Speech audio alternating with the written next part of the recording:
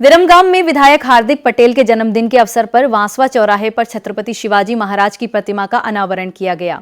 इस दौरान वांसवा चौराहे का आधिकारिक नाम बदलकर जय भवानी चौराहा रखा गया।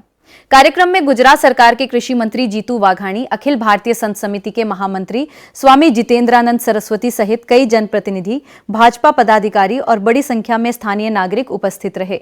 समारोह में छत्रपति शिवाजी महाराज के शौर्य, राष्ट्र प्रेम और सुशासन के आदर्शों को स्मरण करते हुए समाज और राष्ट्र सेवा का संदेश दिया गया। कार्यक्रम के अंत में विधायक हार्दिक पटेल ने जन्मदिन की शुभकामनाएं देने पहुंचे सभी नागरिकों, माताओं, बहनों, युवाओं और कार्यकर्ताओं का आभार व्यक्त किया। દીકરીઓને ભણવા માટે આપીએ છીએ। કોઈ મહિલા છાત્રાલય હોય સમાજની અને એમને લાઇટ બિલ દર મહિને 50-60 હજાર રૂપિયા આવતું હોય તો આપણે તે સોલર પેનલ લગાવી આપીએ છીએ।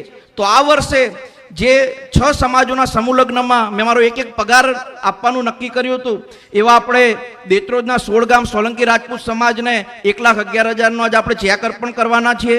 ચુવાડ 84 રાજપૂત સમાજને પણ 1,11,000નો ચેક અર્પણ કરવાના છીએ।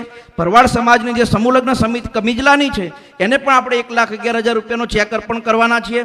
પછી વિરમગામ, માંડલ, દેત્રોજ અને રામપુરાનું ઠાકોર સમાજનું સમૂહ લગ્ન સમિતિ છે એને પણ આપણે 1,11,000 રૂપિયા આજે ચેક વિતરણ કરવાના છીએ।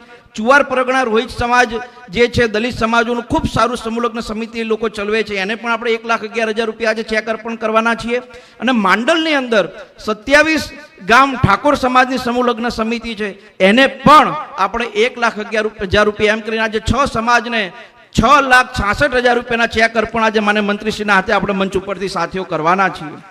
સાથે જ આપણે વિઠલાપુરમાં જે મિંડા કંપની છે, મિંડા કંપની અને વિરમગામની અંદર રબર કિંગ ટાયર કંપની છે, આ બંને કંપનીના માધ્યમથી આજે આપણે રોજગારી મેળો રાખ્યો છે। આપણો એવો પ્રયાસ છે કે 1,000થી વધુ લોકોને આ રોજગારીનો લાભ મળે અને સ્થાનિક યુવાનોને સ્થાનિક જગ્યાએ નોકરી મળે। ને માનનીય પ્રધાનમંત્રી શ્રી વારંવાર આપણા વિસ્તારની અંદર તમે જાણો છો સાણંદની અંદર લગભગ છેલ્લા 4 મહિનાની અંદર 4-5 વાર મુલાકાત લીધી અને એમનો પ્રયાસ છે કે સમગ્ર વિશ્વની સારી કંપનીઓ ગુજરાતમાં આવે અને એનો વિશેષ લાભ આપણા અમદાવાદ જિલ્લાને એમાં ખાસ કરીને સાણંદ અને વિરમગામને મળે છે। તો આવી કંપનીમાં આપણા સ્થાનિક યુવાનોને નોકરી મળે એના માટેનો આપણે બહાર કેમ્પ પણ સાથીઓ રાખ્યો છે।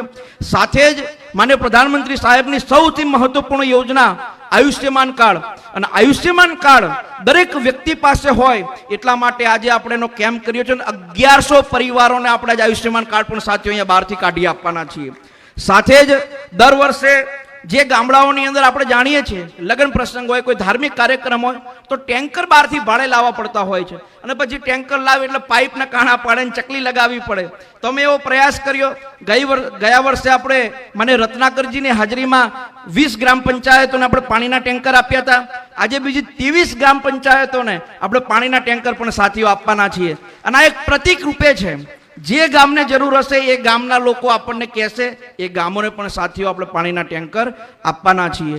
સાથે જ એક બહુ મહત્વનો ઝાયડસ હોસ્પિટલ સાથે આ બધા રોડ રસ્તાના કામ તો સાથીઓ આપણે કરતા હોઈએ, સ્કૂલોના કામ કરતા હોઈએ, પણ વિસ્તારની અંદર સ્વસ્થ વિરમગામ બને એ દિશામાં કામ કરવા માટે આપણે ઝાયડસ હોસ્પિટલ જોડે એક MOU કર્યું છે અને એના માધ્યમથી આપણી આખી વિરમગામ વિધાનસભા બ્રેન સ્ટ્રોક જે આવે છે, જે અચાનક માણસને બ્રેન સ્ટ્રોક આવે, પેરાલિસિસ થઈ જાય, તો આપણે એને જનજાગૃતિ અભિયાનનું આજે બેનર પણ લોન્ચ કરવાના છે અને આપણા વિસ્તારમાં બ્રેન સ્ટ્રોકમાં લોકોમાં જાગૃતિ આવે એના માટેનું પણ આજે સાથીઓ આયોજન કર્યું છે। મારી માત્ર આપ સૌને વિનંતી છે કે ભૂતકાળની અંદર આપણા વિસ્તારની અંદર ખૂબ આપણે બધાએ સહન કર્યું છે, પણ સમયાંતરે તમારા બધાના આશીર્વાદથી 32 વર્ષની આજે મારી ઉંમર પૂરી થઈ, 33મા વર્ષમાં હું બેસ્યો છું। નાની ઉંમરનો છોકરો છું, ધારાસભ્ય ન કહેવાતા એક છોકરા તરીકે આ વિસ્તારની અંદર કેવી રીતે સારા કામ થાય, કેવી રીતે આપણે લોકોને મદદરૂપ થઈ શકીએ, કેવી રીતે લોકોના સહયોગમાં વધારો કરી શકીએ એ દિશામાં અમારા બધાનો પ્રયાસ છે। અને એક વાત બહુ સ્પષ્ટ છે કે આ શિવાજી મહારાજની આપણે પ્રતિમા લગાવી, પહેલા વર્ષોથી ચોકડી હતી, અહીંયા આપણે આ રસ્તો 3.5 મીટર હતો એને 5.5 મીટર કર્યો। એ વિચાર પણ મનની અંદર આવે કે અહીંયા આપણે શિવાજી મહારાજની પ્રતિમા લગાવી છે એ એટલા માટે વિચાર આવે છે કેમ કે અમારું શુદ્ધ મન છે વિરમગામ વિધાનસભા માટે। અમારું મન બહુ પવિત્ર છે કે વિસ્તારના લોકોએ આટલી નાની ઉંમરે 52-54 હજાર મતની લીડ સાથે આપણને જીતીને મોકલ્યા હોય તો આપણી પણ એટલી જ ફરજ બને કે અહીંયાથી જેટલું આવ્યું છે એનાથી સવાયું પાછું આપવાનો પ્રયાસ આપણે વિરમગામ વિધાનસભાના લોકોને કરીએ અને એ પ્રયાસ આપણે બધા સાથે મળીને કરીએ એવી જ મારી તમારા બધા પાસે અપેક્ષા છે। મંચ સંતોને પણ સાંભળવા છે।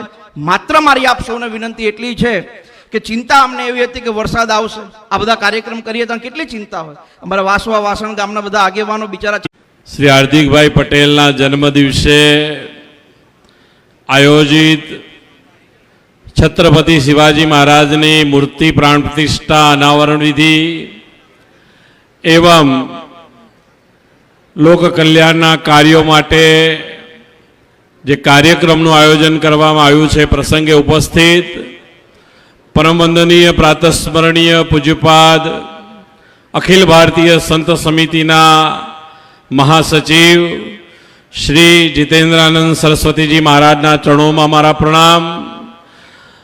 પરમ પૂજ્ય વંદનીય મહામંડલેશ્વર શ્રી જાનકીની સેવાઓ હોય, પોતાનો પગાર એ સાર્વજનિક સેવાનું કામ જે સમાજ કરી રહી છે એ સમાજના આગેવાનોને આપવાનું કામ કરવાનું હોય, કોઈ વિશિષ્ટ વ્યક્તિનું જેમણે પ્રતિભા ખેલવી છે એનું સન્માન કરવાનું હોય, 22, 23, 24, 25 અને હવે 26માં આવા રક્તદાન શિબિર જે ના ઘરે પારણું બંધાવવાનું છે, એને લોહીની કદાચ ન કરે, નારાયણને જરૂર પડે તો એના માટેની રક્તદાનની શિબિર એ અન્ય રીતે પણ એ લોહી કામ લાગતું હોય છે.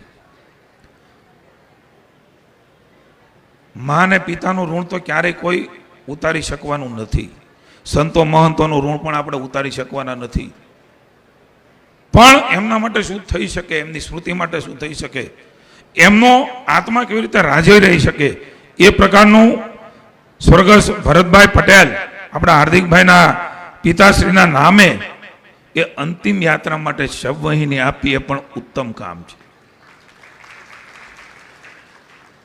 કોઈનું સ્વજન જાય આપણને ગમે નહીં, પણ એ સ્વજન માટેની શબવહીની સારી હોય અને અંતિમ સંસ્કાર થાય અને સ્વર્ગે સીધાવે એ બધાને ગમતો છે. હાર્દિકભાઈ, તમે આ લાગણીને ને પુણ્યનું કામ કર્યું છે.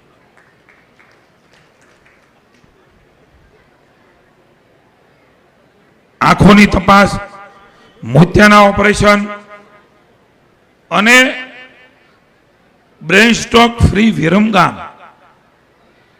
મિત્રો, નવા જ પ્રકારનો અભિગમ હું આ વિધાનસભામાં હાર્દિકભાઈના પ્રયાસોથી જોઈ રહ્યો છું. મારી વિનંતી છે, આને ગંભીરતાથી આપ લેજો. હું વાંચતો હતો, હાર્દિકભાઈને પૂછતો હતો કે આમાં શું શું ધ્યાન રાખવાનું, કારણ કે હું આવી જાઉં ને એમાં કાંઈ કોઈ મંત્રીને ધારાસભ્ય હોય તેને એટેક ન આવે, આવું નથી. પણ એના માટે જાગૃતિ માટેનું અભિયાન એ ભલે વિરમ